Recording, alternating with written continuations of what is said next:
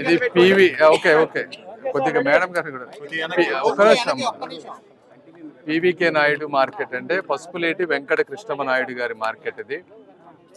వారు ఆ రోజున ఒక మంచి హృదయంతో ఈ ప్రాంతానికి ఈ స్థలాన్ని దానం చేశారు. దాదాపు 70 సంవత్సరాలు దాటినట్టుంది. ఇది 370 అప్రాక్సిమేట్ గా షాప్స్ ఉన్నాయి. 5 నుంచి 10,000 అంటే కరెక్ట్ గా నంబర్ తెలియదు కానీ 5 నుంచి 10,000 కుటుంబాలు ఈ మార్కెట్ మీద ఆధారపడి బతికేటువంటి పరిస్థితి. మీరు చూస్తా ఉంటే ఈ ప్రాంతంలో అంతా ఇదంతా పాడైపోయింది ఎక్కడికక్కడ. దీన్ని గత 20 సంవత్సరాల నుంచి దీన్ని మోడిఫై చేయాలి, బెటర్గా చేయాలని అన్ని ప్రభుత్వాలు ట్రై చేస్తూ ఉన్నాయి. అయితే గత 5 సంవత్సరాల్లో జగన్మోహన్ రెడ్డి గారు ఆస్తులు అమ్మే ప్రక్రియలో దీన్ని కూడా అమ్మేసి ఆ డబ్బులు వేరే వాటికి డైవర్ట్ చేయాలని చూశారు. ఇప్పుడు మాధవి గారు ఎలక్షన్ ముందు వచ్చినప్పుడు మేము దీన్ని ఏ విధంగా ముందుకు తీసుకువెళ్ళాలని చెప్పి ఒక ప్లాన్ చేస్తూ ఉన్నాం. మాధవి గారు కూడా వాళ్ళకి కొంత ఇక్కడ ఉన్న వాళ్ళకి అపోహలు ఉన్నాయి. గత వైఎస్ఆర్ కాంగ్రెస్ ప్రభుత్వంలో దీన్ని చేయాలి, కట్టాలనేటువంటి ఒక ప్లాన్ తోటి ఆ రోజు కమిషనర్ గారు ప్లాన్ చేశారు. అయితే ఆ ప్లాన్ని కరెక్ట్గా చేయలేదనేది వీళ్ళ ఉద్దేశం. వీళ్ళు అడిగేది ఏంటంటే, ఒకటి ఎక్కువ మంది మార్కెట్ అంటే ఫస్ట్ ఫ్లోర్లోనే ఎక్కువ బిజినెస్ అయిపోతుంది, వాళ్ళకి ఇచ్చే షాపులు ఫస్ట్ సెకండ్ ఫ్లోర్ దాటి వెళ్ళొద్దని చెప్తా ఉన్నారు. ఎందుకంటే దాదాపు 400 షాపులు ఒక ఫ్లోర్లో చేయలేం కాబట్టి 2 ఫ్లోర్లు అందులో లాటరీ సిస్టంలో తీయమని చెప్తా ఉన్నారు. ఇంకోటి వీళ్ళు అన్ని పైకి ఎత్తుకొని వెళ్ళాలంటే కష్టం, దానికి ర్యాంప్ కానీ పైకి ఎత్తుకెళ్లే విధానం సరుకులు ఈజీగా ఉండేది చేయమని అడుగుతా ఉన్నారు. మూడోది కూరగాయలు ఉట్టిగానే పాడైపోతాయి కాబట్టి ప్రాపర్ వెంటిలేషన్ వచ్చే విధంగా ఒకటి చేయమన్నారు.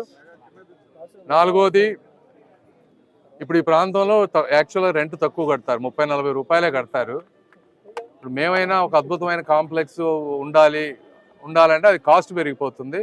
సో మేము చేయబోయే పని కూడా వీళ్ళ మీద ఆర్థిక భారం పడకుండా, ఎందుకంటే వీళ్ళకి 10, 20, 30 వేల కంటే ఎక్కువ ఆదాయం వచ్చేటువంటి పరిస్థితి కాదు కాబట్టి ఆ కాస్ట్ కన్స్ట్రెయింట్స్ని కూడా బ్యాలెన్స్ చేసుకొని కొంచెం మోడర్న్ టాయిలెట్స్ ఇవన్నీ ఉండే విధంగా చూసుకొని అన్నిటిని ఆర్గనైజ్ చేసుకొని ఒక సిస్టమేటిక్గా చేయాలనేది మాధవి గారు అడుగుతూ ఉన్నారు. ఒక నెల నుంచి మనం వాళ్ళ బాధలు వినాలని, అందుకని ఈరోజు ఇద్దరం కలిసి వచ్చాం.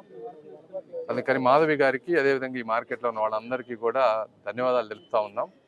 డెఫినెట్గా దీన్ని సిస్టమేటిక్గా కమిషనర్ గారు మేము అందరం కలిపి, కార్పొరేటర్లు కౌన్సిలర్లు అందరం కలిపి తప్పకుండా చేస్తాం.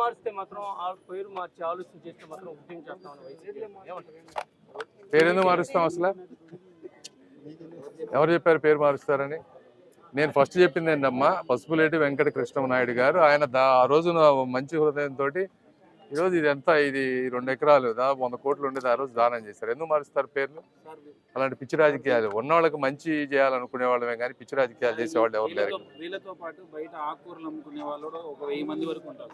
వాళ్ళకి ఎలాంటి అంటే ఇందులో ఈ మార్కెట్లో ఒరిజినల్గా షాప్స్ ఎవరికైతే అయినాయో వాళ్ళకే ఇది ఫస్ట్ చెందుతుంది. వాళ్ళు ఏదైనా ఉంటే వేరే జోన్స్కి షిఫ్ట్ చేయడం చేస్తాం, ప్లాన్ చేస్తాం. Thank you.